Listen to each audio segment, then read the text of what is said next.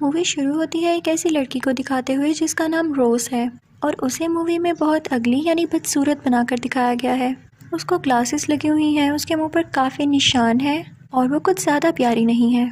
उसमें कॉन्फिडेंस भी नहीं होता क्योंकि वो ये समझती थी कि शायद वो प्यारी नहीं है और लोग भी उसका मजाक उड़ाया करते थे। रोज़ एक फैशन डिज़ाइनर होती है और ये बहुत अच्छे अच्छे डिज़ाइंस बनाया करती थी क्योंकि ये काफ़ी टैलेंटेड भी थी। एक दिन रोज़ ऑफिस जा रही होती है कि रास्ते में उसे कोई परेशानी हो जाती है और वो ऑफिस इस वजह से लेट पहुंचती है। लेकिन जैसे ही वो ऑफिस पहुंचती है उसका बॉस उस पर गुस्से होने लगता है कि ये टाइम है तुम्हारा आने का। वो कहता है कि खुद को देखो, तुम डिज़ाइंस भी अपनी तरह बनाती हो। जिसको सुनकर वहाँ पर सारे खड़े लोग हंसने लगते हैं। लेकिन एक ऐसी लड़की होती है जो कि खामोश रहती है। वो एक मॉडल थी और रोज़ की बेस्ट फ्रेंड थी। वो रोज़ से बहुत प्यार करती थी।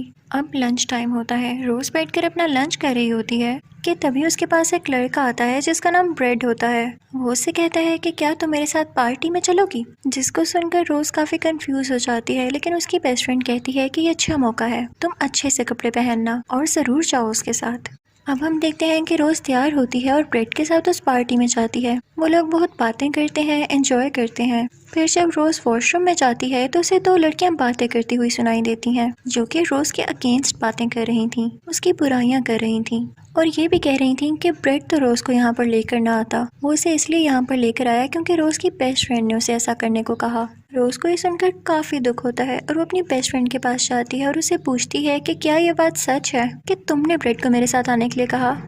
तो उसकी दोस्त कहती है कि हाँ ये सच है, लेकिन मैंने इसीलिए कहा कि तुम अपनी ज़िंदगी एंजॉय कर सको, तुम कहीं भी तो नहीं जाती हो, तो मेरी बात का गलत मतलब ना लेना। लेकिन रोज़ ये सुनकर काफ़ी दुखी हो चुकी थी, इसलिए वो वहाँ से बाहर निकल आती है और अपने स्कूटर पर वहाँ से जाने लगती है।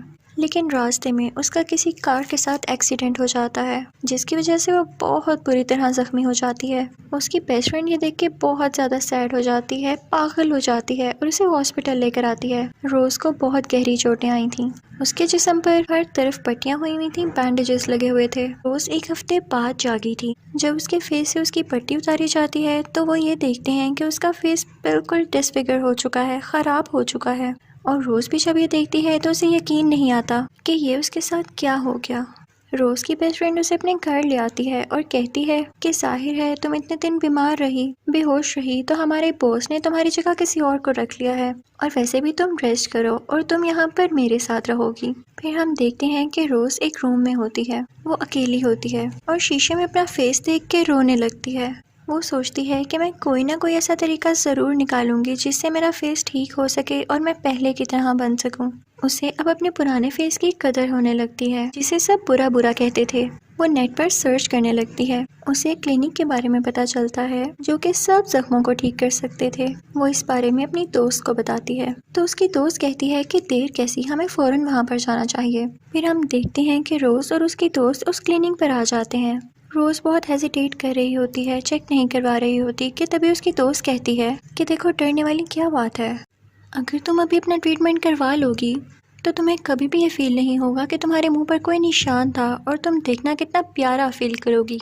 तो रोज़ अपनी दोस्त के समझाने पर मान जाती है। अब हमें अगला दिन दिखाया जाता है जब रोज़ का ऑपरेशन था। हम देखते हैं कि ऑपरेशन थिएटर में सब डॉक्टर्स ने रेड कलर का ड्रेस पहना होता है और जो डॉक्टर उसकी सर्जरी करने वाला था उसने भी रेड कलर का ड्रेस पहना हुआ था और अपना फेस कवर किया हुआ था। वो उसके फेस पर लगाने के लिए एक जेली टाइप मटेरियल लाता है। वो जेली जैसी चीज़ मूव भी कर रही होती है, ऐसे लग रहा था जैसे उसमें जान हो। सर्जरी के बाद रोज़ अपने घर आ जाती है और जब रात को उसकी आंख खुलती है तो वो अपनी पट्टियाँ उतारने लगती है। उसका फेस अब बिल्कुल ठीक हो चुका था और रोज़ ये देखकर खुश हो जाती है। उसे यकीन नहीं आता, वो अपने फेस पर हाथ लगाने लगती है और अब वो पहले से भी ज़्यादा प्यारी हो गई थी। लेकिन अब उसकी बॉडी में कुछ चेंजेस आने लगे थे। उसे अब भूख ज़्यादा लग रही थी। फिर रोज़ अपने रूम से बाहर आकर नीचे जाती है जहाँ पर स्विमिंग पूल में एक आदमी को वो काट लेती है। अगले दिन रोज़ उसी डॉक्टर के पास जाती है जिसने उसकी सर्जरी की थी। वो डॉक्टर से कहती है कि मुझे समझ नहीं आ रहा कि रात मैंने एक आदमी को क्यों काट लिया। तो डॉक्टर कहता है कि परेशानी वाली बात ही नहीं है, तुम्हें हेलुसिनेशंस हो रही हैं, विजन्स आ रहे हैं, तुम खुद से ही चीज़ें देख रही हो, बस तुम अपनी मेडिसिन पूरी लो और देखना तुम जल्दी हील हो जाओगी, ठीक हो जाओगी। लेकिन रोज़ को नहीं ये लगता कि ये उसके विजन्स थे। खैर वो इस बात को इग्नोर कर देती है और डॉक्टर से कहती है कि मुझे भूख भी बहुत ज़्यादा लग रही है। तो डॉक्टर उसे कहता है कि मैंने जो आपको रेड बोतल में चीज़ दी है वो पी लिया करें, उससे आपकी भूख को फ़र्क पड़ेगा। ये आफ्टर सर्जरी साइड इफ़ेक्ट्स होते हैं। डॉक्टर उसे ये भी कहता है कि परेशान ना हुआ करें आप, ये नॉर्मल है। तो रोज़ भी समझ जाती है कि ठीक है, मुझे नहीं होना चाहिए परेशान, क्योंकि वो अब अपनी ब्यूटी को लेकर काफ़ी ज़्यादा खुश थी। वो घर आके अपनी दोस्त को भी बताती है और अपना चेहरा दिखाती है, जिसे देखकर उसकी दोस्त को भी यकीन नहीं आता कि रोज़ इतनी प्यारी हो सकती है। अब उसमें कॉन्फिडेंस भी आने लगा था, क्योंकि कोई उसका मजाक जो नहीं उड़ा सकता था। वो दोबारा से अपना ऑफिस ज्वाइन कर लेती है और अपने डिज़ाइंस बनाने लगती है, और अब की बार उसका बॉस भी नहीं उसे डांटता था, क्योंकि जब रोज़ अपनी दोस्त के साथ क्लब में गई थी तो वहाँ पर इसके बॉस ने इसे देख लिया था, और वहीं पर उसने ऑफर की थी कि तुम चाहो तो जॉब दोबारा से ज्वाइन कर सकती हो, सिर्फ इसलिए कि वो पहले से ज़्यादा खूबसूरत दिखती थी। अब उसकी पर्सनैलिटी ज़्यादा ग्रूमिंग थी।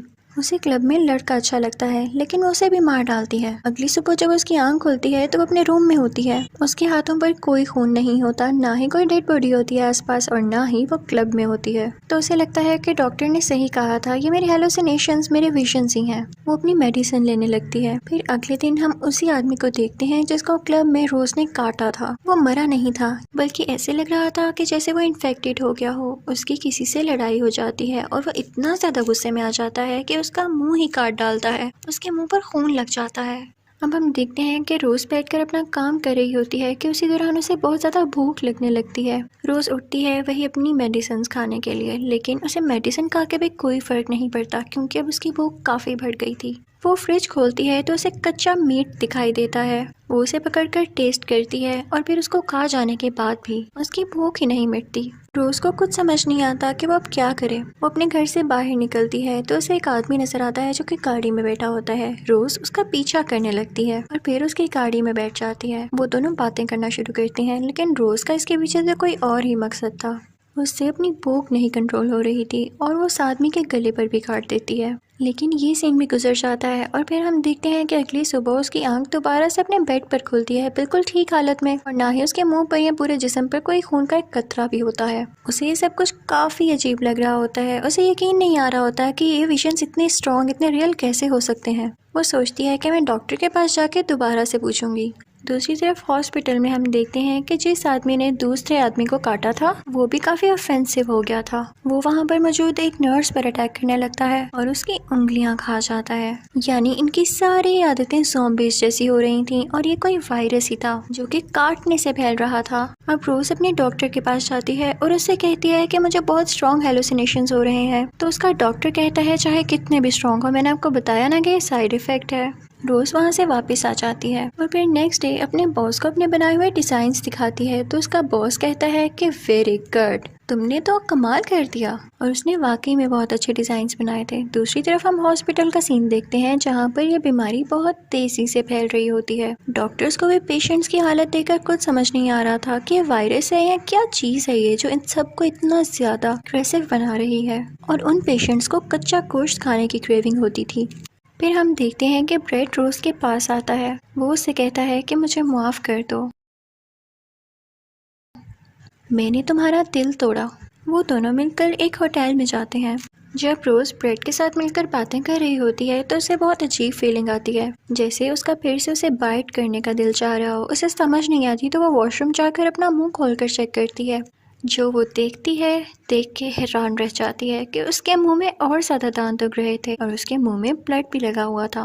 वो बहुत परेशान हो जाती है और वहाँ से निकल जाती है कि तभी वहाँ पर वो आदमी आ जाता है जिसे रोज ने बाइट किया था गाड़ी में। वो रोज पर ही अटैक कर देता है। दूसरी तरफ हम देखते हैं कि हॉस्पिटल की सिचुएशन काफी खराब होती है।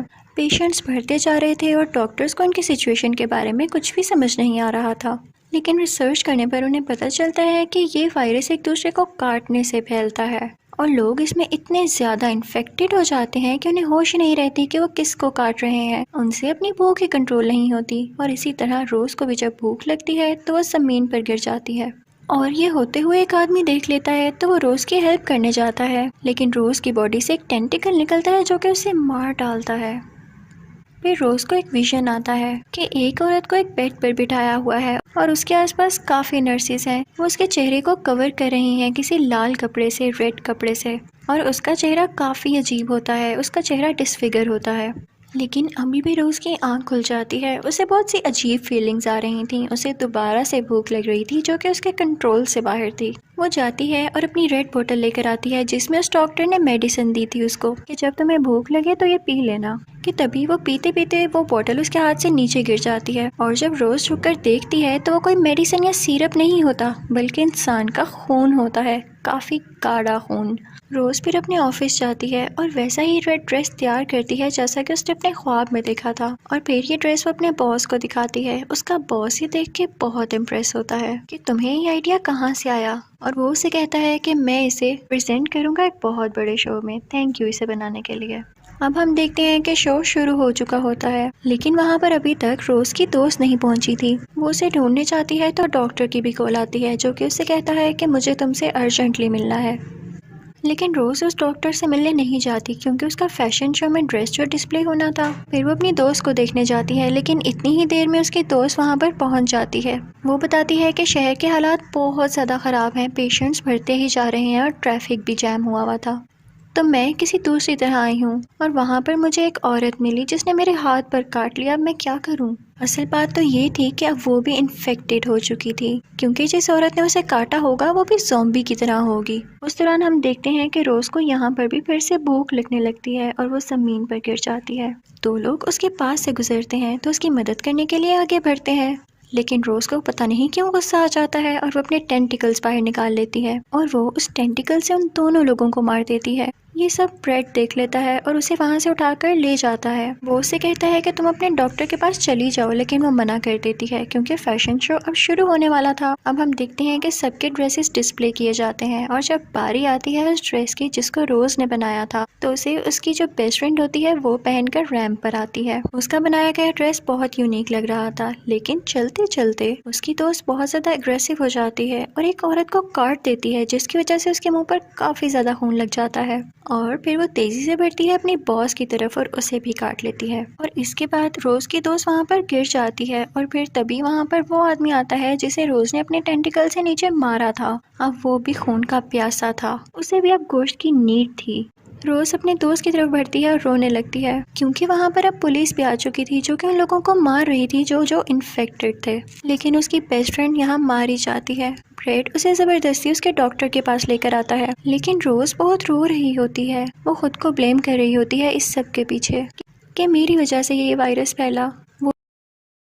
वो डॉक्टर ब्रेड और रोज को एक कमरे में बंद कर देता है और बताता है कि तुम समझ रही थी कि ब्रेड तुम्हारा दोस्त था, इसे तो मैंने चूज किया था तुम पर नजर रखने के लिए। तो ब्रेड कहता है कि हाँ ये डॉक्टर ठीक कह रहा है, मैं तुम्हें स्पाई कर रहा था और मुझे फेमस होने का शौक था इसीलिए मैं तुम्हारे साथ था। लेकिन यकीन करो अगर एक तरफ ये बात सच है तो दूसरी तरफ ये भी बात सच है कि बेशक मैं तुम्हें स्पाई करने आया था लेकिन बीच बीच में मेरे दिल में तुम्हारे लिए फीलिंग्स भी आ गई और मैंने तुमसे सच्ची दोस्ती की, तुम इस पर कभी शक ना करना। लेकिन रोज रोने लगती है, उसे इस बात पर यकीन नहीं आता कि इतना बड़ा धोखा हो गया उसके साथ।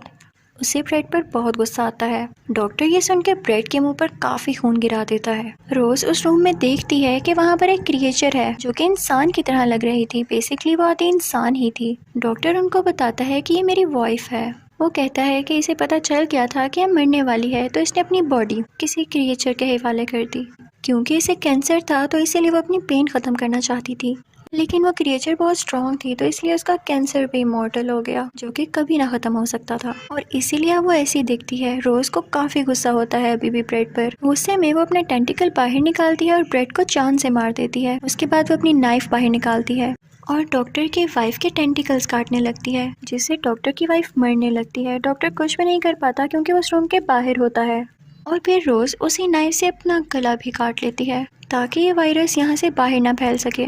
फिर हम देखते हैं कि अगले दिन डॉक्टर कुछ बना रहा होता है। वो खून को शेक कर रहा होता है एक जूसर में और साथ ही उसके पास कुछ टेंटिकल्स पड़े होते हैं और ये दोनों चीजें वो रोज को ला कर देता है। हम देखते हैं कि रोज मरी नहीं थी बल्कि जिंदा थी क्योंकि अब उसमें भी कैंसर सेल्स आ चुके थे जो कि इमॉर्टल थे और अब वो चाह के भी नहीं मर सकती थी। काफी सैड एंडिंग थी जो कि रोज के लिए एक टॉर्चर बन गई थी और वो डॉक्टर भी रोज को टॉर्चर करके काफी खुश था और ऐसे लगता था जैसे वो खुद ही एक साइकोलॉजिकल पेशेंट है। इसी के साथ ये मूवी एंड हो जाती है। Thank you for watching.